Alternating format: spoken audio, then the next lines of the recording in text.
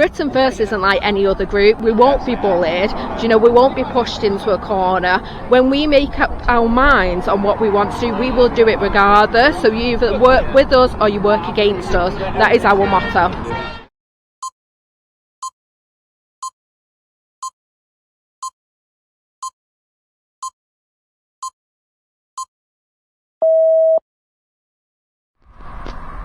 In 2028, Altrincham and Hale Muslim Association are due to complete, if all goes through planning, a £4 million super mosque, with plans to relocate from their current location, which is on Grove Lane in Altrincham.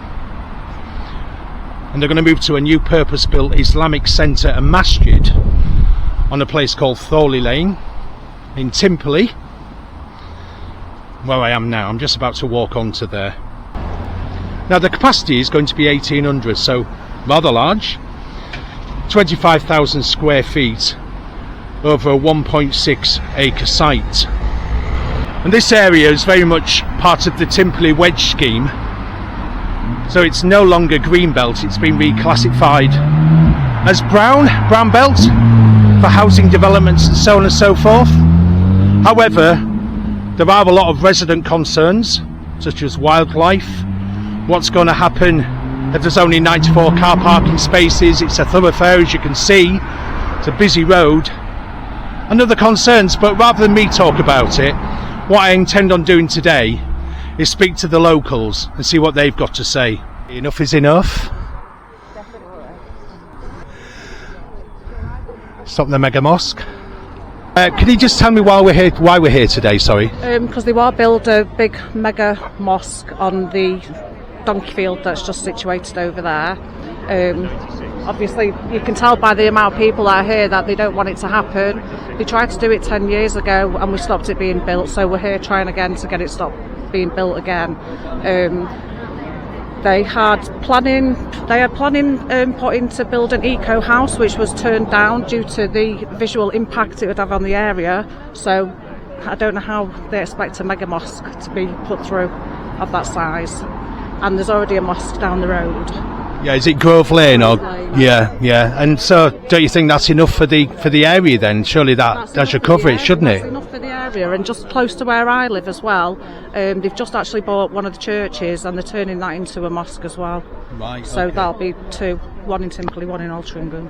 So do you think, because I think the imam or whoever it was, the representative of that centre said it was to do with future-proofing, so they're looking at maybe bringing a lot more people in from outside the area to worship here? Yeah, they'll come in from around the area because the mosque that they've got now, they even said when they had the Eid on last Friday down the road, one of the members of the mosque said that the mosque that they've got is already sufficient for the people that attend there. Yeah. So obviously building this big mosque is going to bring people in from everywhere. Yeah.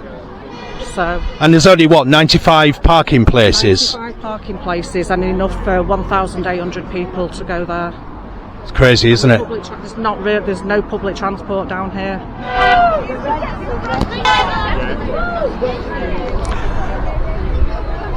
What's your age? Far behind them. We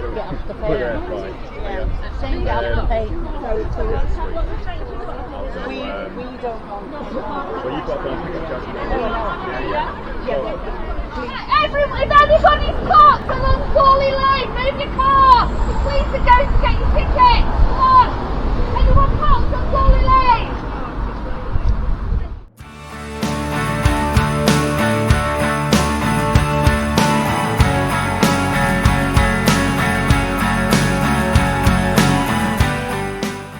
Right, so I'm here with Ashlea from Britain First, who obviously in a couple of weeks, or a few weeks, there's a big Britain First demonstration taking place in Manchester. So I wanted to ask her about that really and get a little bit of feedback on Nuneaton as well. I think quite a lot of people have seen the footage of that one, so I thought I'd come say hello. And so yeah, if you just want to tell me what the plans are for Manchester please in a few weeks, August the 2nd? On August the 2nd in Manchester, we're holding our third March for Remigration, a big protest and a protest march in the city centre of Manchester. The city of Manchester right now, white people have become the minority there, so it's a very important city. It's working class history, the history of the Peterloo massacre, just the Industrial Revolution. Everything Manchester has given as a city is being taken away now, so we're going there, we're showing them that there is a nationalist option, and that is Britain first, and we will be marching for remigration to save Britain, like we did in Birmingham and Nuneaton, you know, just a few months ago. We will be there, and we'll be taking it even further from there. But I think Manchester will be brilliant, because the north of England in general is very patriotic. They're very patriotic, they're very working class, and they're not Tories, and now obviously Labour are betraying them, that they need an alternative to that. And it's not Reform, because Reform have proved time and time again that they are not nationalists and they are not patriots, with the comments they've came out with. Nigel Farage is not concerned that white Britons will become a minority. Richard Tice saying he's not concerned because he'll be long gone by that time. And David Bull making out that we're an island of immigrants, you know, and immigrants built this nation, when they didn't. It was the white working class British that built this beautiful nation, and we, the white working class British, will take it back, and we will restore it to its former glory. Right, okay. I mean, I go to Manchester quite a lot, you know, and there's a lot of these demonstrations that take place on a weekly basis. And so what are you expecting in terms of opposition on that day? Do you think it'll be opposed by a lot of people? Oh, absolutely. Manchester is a political city. A lot of political change, political evolution has happened in the centre of Manchester. It's famous for it. So yes, there will be opposition. You know, there'll be opposition from the left-wing factions. There'll be oppositions from pro-Palestinians. There'll probably be oppositions just from, you know, the ethnic people that hang around Piccadilly Gardens and such. So there will be opposition, but there's opposition everywhere we go. And that doesn't mean we can't go to these areas. That means we should go to these areas and show people that there is an alternative to, you know, the left-wing nutters that are constantly taking over town.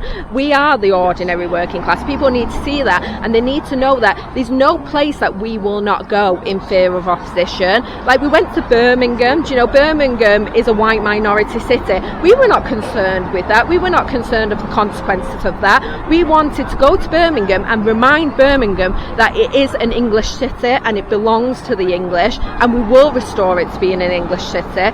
So that's why we're going to Manchester. There's going to be opposition, but there's opposition everywhere. You can't avoid that. But with Britain First events, even though there is opposition, there's never any trouble. Do you know, it always goes off without a hitch, do you know? And to be fair, as much as I do criticise the police on occasion, they've worked with us very well. I know GMP are a bit of a different fish, you know, because they're a bit heavy-handed and stuff like that, but I've worked with GMP in the past when I've done yellow vest demonstrations and pro-Brexit demonstrations, and to be fair, they've always been alright with me. And I think the police understand Britain First isn't like any other group. We won't be bullied, you know, we won't be pushed into a corner. When we make up our minds on what we want to do, we will do it regardless. So you either work with us or you work against us. That is our motto. And do you think that we've got to a stage now with all the way the government are and all the political parties really that you've mentioned there, do you think that people are scared because they get tarnished very easily with the wrong brush, if you like, if they just seem to be patriotic? Yeah. Well, I think a lot of people still are scared, but like you're seeing today in Altrincham, there's so many people here, you know, that are just proud to be British, and they're proud to defend their values and their nation and their children's future.